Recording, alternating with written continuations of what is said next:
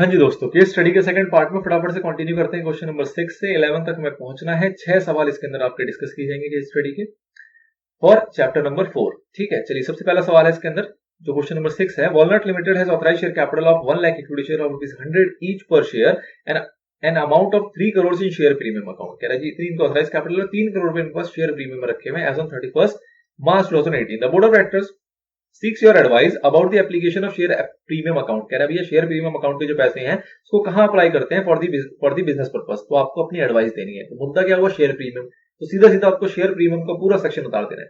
क्या सेक्शन था, section number 52 जो सिक्योरिटी प्रीमियम की एप्लीकेशन की बात करता है और कुछ नहीं। तो सिक्योरिटी प्रीमियम कहां कहां अप्लाई किया जा सकता है उसके ऊपर आपको सारी बातें लिखनी है। 5 जगह की बात करेंगे, वो जो 5 जगह अप्लाई किया जा सकता है। फिर बात करेंगे कि अगर 133 कंप्लाई वाली कंपनी होगी तो उसकी जगह में 3 ही जगह है जहां पे वो अप्लाई कर सकती है, बाकी 2 जगहों पे वो नहीं कर सकते। तो सिंपल सा सवाल है, कुछ खास नहीं। 52 को आपको हवाला देना है, 5 जगह बतानी है। बोनस शेयर्स, प्रीलिमिनरी एक्सपेंसेस को राइट ऑफ करने के लिए किया जा सकता है। उसके बाद कमीशन या डिस्काउंट अलाउड है तो उसको भी राइट ऑफ करने के लिए किया जा सकता है। अगर प्रीमियम पे कर रहे हैं, रिडेम्पशन ऑफ डिबेंचर्स या प्रेफरेंस शेयर्स, तो उस प्रीमियम को पे आउट करने के लिए भी सिक्योरिटी प्रीमियम का यूज किया जा सकता है या फिर अपने बायबैक के पर्पस के लिए किया जा सकता है। ये 5 जगह है, लेकिन 2 जगह नहीं होती। कौन सी? रिडेम्पशन वाले प्रीमियम और दूसरा प्रीलिमिनरी एक्सपेंस को राइट ऑफ करना। ये नहीं होता कब, उन कंपनियों के लिए जो कि कंप्लाई करती हैं सेक्शन नंबर 133 जो कि बात करता है अकाउंटिंग स्टैंडर्ड की कंप्लायंस के ऊपर। ठीक है, तो सिंपल है, कहीं ना कहीं आपको पूरा सेक्शन उतार देना और कुछ खास नहीं था इसके अंदर। नेक्स्ट क्वेश्चन आता है क्वेश्चन नंबर 7 जो बात कर रहा है OLAF limited a subsidiary of PQR limited decides to give loan of ₹4 lakh to the human resource manager. HR manager को 4 लाख रुपए का लोन दे रही है। वे who is not a KMP, जो कि KMP नहीं है, of OLF limited drawing a salary of 30,000 per month, जिसको 30,000 रुपए की सैलरी मिलती है, to buy 500 partly paid equity shares of ₹1,000 each in OLF limited. Examine the validity of companies decision under the provision of the companies act. अब आपको बताना, तो ये लोन वाली बात बताओ कहां हुई थी, कहां पे ऐसी बात हुई थी जहां पे ये कहा गया था कि कंपनी खुद से अपने शेयर नहीं खरीद सकती, ना ही किसी को लोन दे सकती है हमारे शेयर, अपने शेयर खरीदने के लिए। फिर कुछ एक्सेप्शंस भी थी, तो आपको याद आना चाहिए। बायबैक से जस्ट पहले वाला सेक्शन था, सेक्शन नंबर 67, उसके अंदर इसका चर्चा थी। अब उसकी चर्चा में आपने क्या देखा था कि भैया जो एम्प्लॉय को है वो लोन दिया जा सकता है। एम्प्लॉय में किसको नहीं दिया जा सकता लोन, जहां पे बात हुई थी 2 लोगों की, डायरेक्टर की और KMP की। तो यहाँ पे जो HR मैनेजर है वो हमारा KMP नहीं है, डायरेक्टर का इन्होंने जिक्र ही नहीं किया, तो इसको लोन दिया जा सकता है। लेकिन लोन जो दिया जा सकता है वो कितना दिया जा सकता था, उसके अंदर हमने देखा था कि उसकी 6 महीने की सैलरी से ज्यादा नहीं होना चाहिए। तो यहाँ इसकी सैलरी है 30,000 रुपए, 6 महीने का करोगे 1,80,000 रुपए हो जाएगा। तो 1,80,000 दे सकते हो, उससे ज्यादा नहीं दे सकते। लेकिन आपने लोन कितना दे दिया, 4 लाख रुपए का। तो कहीं ना कहीं आप क्या कर रहे हो यहाँ पे, वायलेशन ऑफ सेक्शन नंबर 67। चलिए जी फटाफट से देखो, तो 67(3) में बात हुई थी थर्ड के अंदर कि भैया जो एम्प्लॉय है वो हमारा KMP नहीं है, चल जाएगा। अच्छा, एक फुल्ली पेड वाली बात हुई थी कि जो भी हम शेयर्स के लिए अगर लोन देंगे भी तो वो कौन से शेयर्स परचेज करेगा, वो शेयर जो परचेज करेगा वो फुल्ली पेड अप होनी चाहिए। इस सवाल के अंदर पार्टली पेड अप की चर्चा है। तो कहीं ना कहीं 2 वायलेशन है इसके अंदर। नंबर 1 कि 6 मंथ की सैलरी से ज्यादा है जो कि 4 लाख रुपए, और दूसरा कि फुल्ली पेड अप नहीं है क्योंकि पार्टली पेड अप की बात कर रहा है। तो 3 कंडीशन आपकी बताएगी। नंबर 1 इस KMP नहीं है, चल जाएगा। 6 मंथ की सैलरी से एक्सीड नहीं करना चाहिए। जो ये कंडीशन यहाँ पे लिखा हुआ है ना, the employee must not be a KMP, तो यहाँ पे आपको यह भी लिखना है डायरेक्टर, ये कंप्लीट नहीं है, यहाँ पे डायरेक्टर भी इंक्लूड होगा। अगला कि एक्सीड नहीं करना चाहिए 6 मंथ की सैलरी से। अच्छा जी, तीसरा फुल्ली पेड अप होना चाहिए। अब यहाँ के क्वेश्चन की बात करें तो यहाँ एक्सीड कर गया और दूसरा फुल्ली पेड अप भी नहीं है, तो इन्होंने जो डिसीजन लिया है वो आपका इनवैलिड हो जाएगा, क्योंकि दो चीजें जो है ये वायलेट कर रहे हैं सेक्शन नंबर 67 की। चलिए जी, तो ये था आपका एक नेक्स्ट क्वेश्चन। नेक्स्ट आता है आपका क्वेश्चन नंबर 8 जो बात करेगा, Mars India limited owed to Sunil 1,000 on becoming this debt payable, the company offers Sunil 10 shares of ₹100 each in full settlement. ठीक है जी, पैसे उधार ले लेकर उसके बाद शेयर्स दे दिए। The said shares were fully paid and were allotted to Sunil. Fully paid shares थे और अलॉट कर दिया गया सुनील को। Examine the validity of this allotment in light of the provision of the companies act. अब बात करो यहाँ पे किसकी बात हो रही है कि किसी एक नॉर्मल बंदे को जिसने उधार ले रखा था उसको हमने शेयर्स दे दिया। ठीक है, उसको हमने शेयर्स दे दिया उसके डेट के अगेंस्ट। तो डेट के अगेंस्ट शेयर्स देने का मतलब क्या हुआ कि हमने उसको कन्वर्जन कर दिया, उसके शेयर्स को कन्वर्ट कर दिया एक तरीके से। उसको जो डेट था, जो उसका उधार था, जो उसका लोन था, उसको हमने शेयर्स की फॉर्म में कन्वर्ट कर दिया। तो आपने क्या ध्यान दिया था कि उसके अंदर 2 बातें थी कि जो शेयर्स हम इश्यू किए जाएंगे फर्दर अलॉटमेंट, जो further issue of share capital होगा, उसके केस में हमने देखा था कि भैया एग्जिस्टिंग को दिया जाएगा, ईसॉप को दिया जाएगा। अगर ये दोनों नहीं होंगे तो सीधा 62 का 1 का C पॉइंट जिसके अंदर किसी और को भी दिया जाएगा, लेकिन उसके लिए कुछ कंडीशंस थी। क्या कंडीशन? नंबर 1 कि आपको स्पेशल रेजोल्यूशन पास करना पड़ेगा। नंबर 2 जो उस शेयर की प्राइसिंग निकाली जाएगी वो प्राइसिंग निकाली जाएगी किसी एक्सपर्ट के द्वारा और उसका वैल्यूएशन रिपोर्ट होना चाहिए प्रॉपर्ली। और नंबर 3 था कि चैप्टर 3 जो इससे पहले वाला चैप्टर आपने पढ़ा है उसके जितने भी प्रोविजन है वो सारे के सारे कंप्लाई किए जाएंगे इस प्रोसेस के दौरान। अगर ये सब कुछ होता है तो कंपनी इंपावर है कि भैया वो अलॉट कर सकती है शेयर्स। तो आपको बस यही ध्यान देना है कि इस सिनेरियो के अंदर भी अलॉट किया जा सकता है, क्योंकि इन्होंने कोई भी वायलेशन की बात नहीं करी सवाल के अंदर। तो आप तीनों पॉइंट का एक रेफरेंस दोगे, फिर बताओगे कि भैया अलॉट कर सकते हैं अगर ये तीनों पॉइंट को फुलफिल करते हैं तो। चलिए जी, तो ये भी एक सिंपल सा सवाल था। नेक्स्ट क्वेश्चन आता है आपके पास, what are the provision of the companies act relating to appointment of debenture trustee via company. कह रहा डिबेंचर ट्रस्टी को अपॉइंट करने के लिए क्या प्रोविजंस है कंपनीज एक्ट के अंदर। Whether the following can be appointed as debenture trustee, क्या इन लोगों को डिबेंचर ट्रस्टी अपॉइंट किया जा सकता है।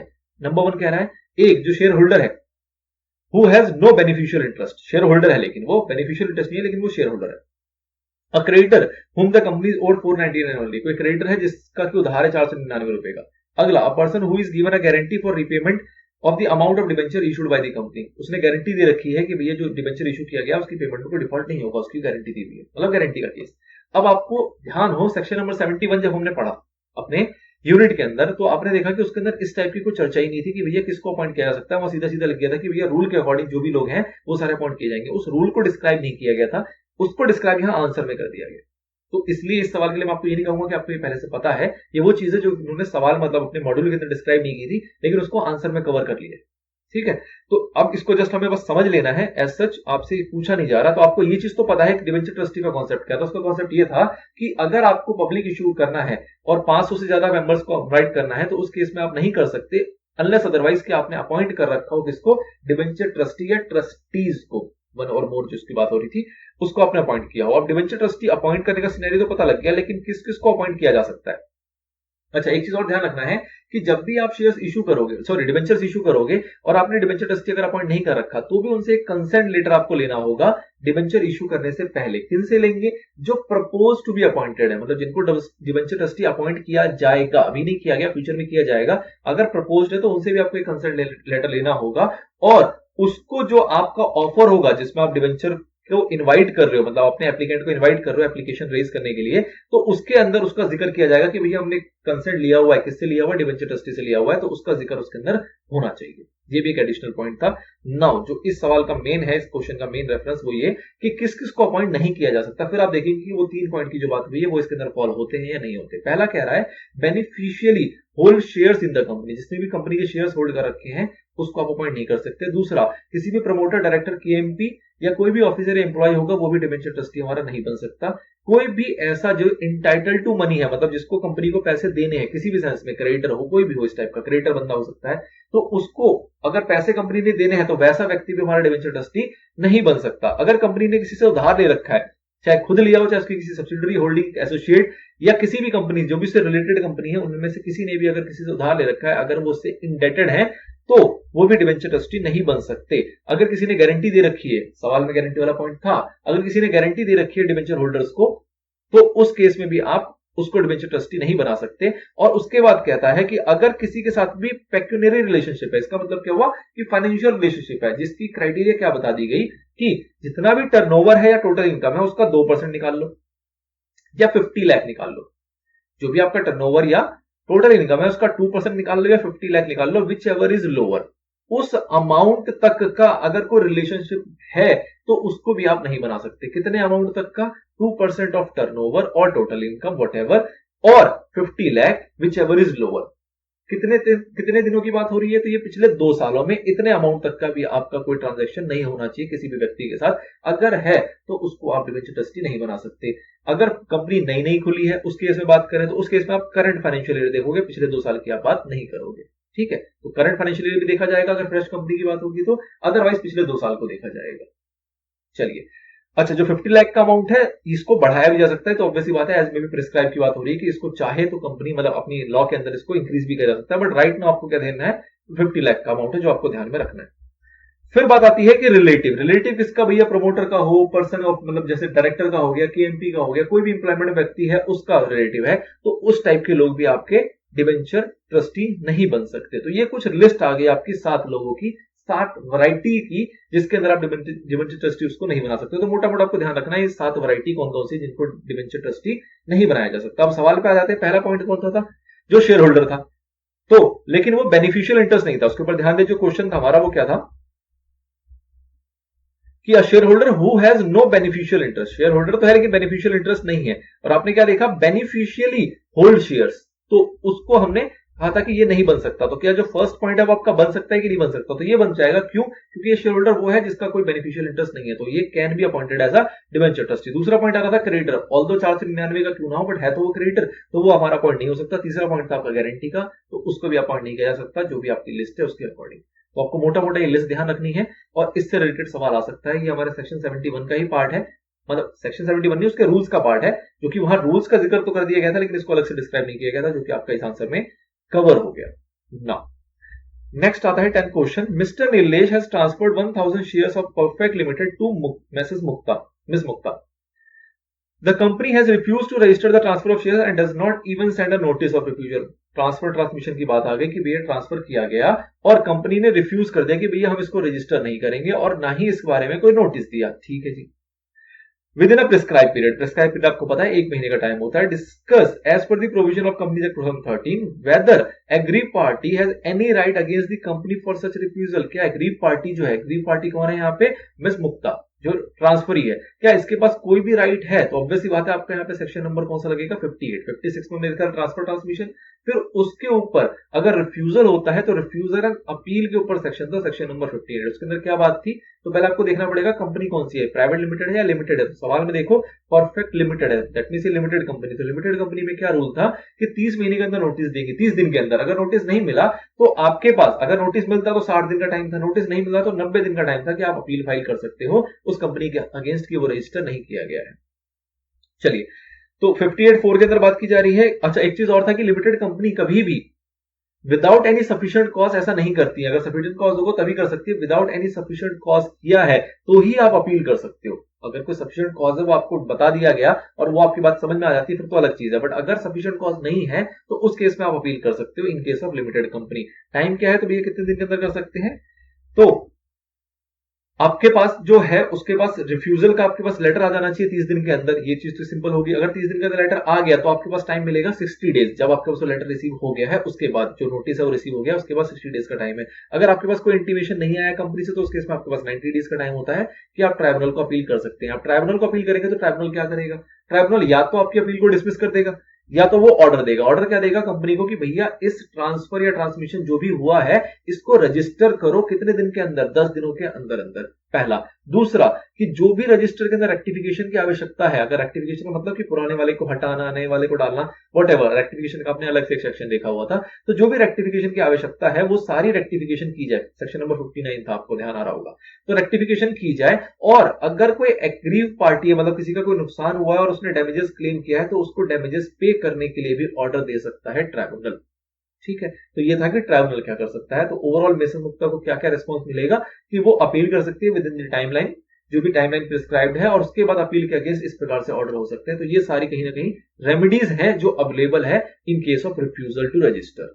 चलिए, नेक्स्ट आपका आता है question number 11, last question. Shree limited is engaged in manufacture of consumer goods and has got a good brand value over the years it has built a good reputation and its balance sheet as on March 31st 2017 shows the following position। ये position इनकी authorise share capital है 25 lakh equity share 10 रुपए के, मतलब 2.5 CR।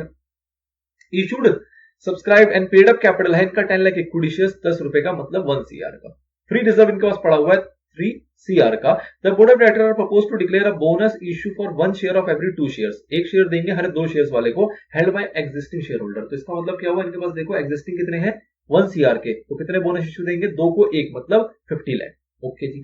The board want to know the condition and manner for issuing bonus share under provision of the company act 2013 discuss. तो bonus share का सबसे पहले आपको सेक्शन रेफरेंस देना पड़ेगा। सेक्शन रेफरेंस क्या है आपका? सेक्शन नंबर 63 के अंदर आपको इसको पूरी इसके प्रोविजन लिखने होंगे। फिर आप रिलेट करोगे सवाल से। देखो इनका 1 लाख रुपए का इनका पेड अप है 1 करोड़ का, और 1 करोड़ का 50% जो आपको निकालना पड़ेगा वो कितना आएगा? 50 लाख। 50 लाख का ये बोनस इशू करने जा रहे हैं। बोनस इशू कहां से कर सकते हैं? तो वो आप सोर्सेज लिखोगे, सोर्सेज के अंदर आपका फ्री रिजर्व पाया जाता है। फ्री रिजर्व में देखो इनका पैसा चेक करना पड़ेगा, क्या 50 लाख रुपए अवेलेबल है? तो फ्री रिजर्व में इसके पास कितने अवेलेबल है? 3 CR। तो आराम से 50 लाख का इनका बोनस इशू हो सकता है, कोई सिनेरियो कोई दिक्कत नहीं है। तो आपको प्रोविजन बताने हैं और पॉसिबिलिटी बतानी है। पॉसिबिलिटी तो है, प्रोविजन आप देखोगे कि कहां से कर सकते हैं। तो फ्री रिजर्व था आपका, सिक्योरिटी प्रीमियम था, CR था, इसको यूटिलाइज कर सकते हैं। फिर आपने देखा था कि किसी भी सूरत में रिवैल्यूएशन रिजर्व को यूज नहीं किया जाता बोनस इशू के सिनेरियो में। कंडीशन क्या था कि ऑथराइज होना चाहिए आर्टिकल के द्वारा, बोर्ड के द्वारा रिकमेंडेशन होना चाहिए कि ये बोनस इशू कर सकते हैं। आपने भी किसी भी पेमेंट में किसी भी इंटरेस्ट या प्रिंसिपल किसी भी डेट की रीपेमेंट के अंदर कोई डिफॉल्ट ना करा हो, किसी भी प्रकार की स्टैट्यूटरी ड्यूटीज जो होती है एम्प्लॉइज की लाइक ग्रेचुटी, बोनस, पीएफ वगैरह वगैरह, इस टाइप की चीजों में कोई भी डिफॉल्ट ना किया हो, जो आपके पास अगर कोई पार्टली पेड अप शेयर्स है तो उसको आप कन्वर्ट कर चुके हो फुल्ली पेड अप के अंदर, और भी कोई अगर कंडीशन जो प्रिस्क्राइब की जाएंगे उसको आपको कंप्लाई करना है। अब ध्यान देना, जो ये 6 पॉइंट है कि it complies with such condition as may be prescribe. अब इन्होंने ये नहीं लिखा कि कौन सी कंडीशन प्रिस्क्राइब है, आपको याद करना है कि कोई एक कंडीशन ऐसी थी जो कि हमने मॉड्यूल में पढ़ा है। आंसर में यहाँ पे इन्होंने नहीं लिखा, बट वो प्रिस्क्राइब वाले में एक चीज प्रिस्क्राइब की हुई थी जो हमने मॉड्यूल के अंदर सेक्शन नंबर 63 के अंदर पढ़ा था। आपको याद करना है कि वो क्या था और मुझको बताना है कमेंट के अंदर। अगला, but the company has to ensure that the bonus issue shall not in lieu of dividend. ये क्लैरिफिकेशन भी था कि भैया इन लिeu ऑफ डिविडेंड नहीं होना चाहिए, बोनस आपका फ्रेश है, डिविडेंड आप जो दे रहे हो वो देते रहोगे, ऐसा नहीं कि डिविडेंड की जगह पे आप बोनस शेयर्स दे रहे हो। फिर इसको समराइज करके बता दिया कि भैया इनको जरूरत पड़ेगी रिजर्व की 50 लाख रुपए की, जो कि इनके पास अवेलेबल है, तो हेंस ये आराम से बोनस इशू कर सकते हैं। चलिए, तो ये 6 पॉइंट था। आपको अगर याद आ रहा हो, मैं बता ही देता हूं इसको कमेंट में, ऑल्दो आप मुझे बता देना कि आपको ध्यान था या नहीं ध्यान था। ये हम बेसिकली एक बात लिखी हुई थी कि एक बार आपने अनाउंस कर दिया बोनस इशू के लिए तो आप उसको विड्रॉ नहीं कर सकते। तो इस टाइप के छुटपुट कंडीशन भी अगर कोई है तो उसको भी आपको कंप्लाई करने पड़ेंगे। फिलहाल ये एक कंडीशन था जिसकी चर्चा आपके मॉड्यूल में भी थी कि एक बार आपने अगर अनाउंस कर दिया कि आप बोनस इशू करने जा रहे हो तो उसको आप बाद में विड्रॉ नहीं कर सकते। ठीक है, चलिए, तो आपको ध्यान आ गया होगा। This is all about chapter number 4। पूरा हमारा रैपअप हो गया, इंक्लूडिंग हमने सारे प्रोविजंस पढ़ लिए, एमसीक्यू पढ़ लिए और कुछ 11 प्रकार के हमने केस स्टडीज देख ली जो हमारे मॉड्यूल के अंदर गिवन था। एक सफिशिएंट आइडिया आपको हो जाएगा। ओवरऑल जब आपका पूरा कोर्स खत्म होता है तो ऑब्वियसली बात आपको एडिशनल प्रैक्टिस की जरूरत पड़ती है, जो आप एडिशनल क्वेश्चंस करोगे। बट द थिंग इज कि पहले प्रायोरिटी में आपके प्रोविजंस क्लियर होने जरूरी है और पहली प्रायोरिटी में आपका अपना मॉड्यूल खत्म होना बहुत जरूरी होता है।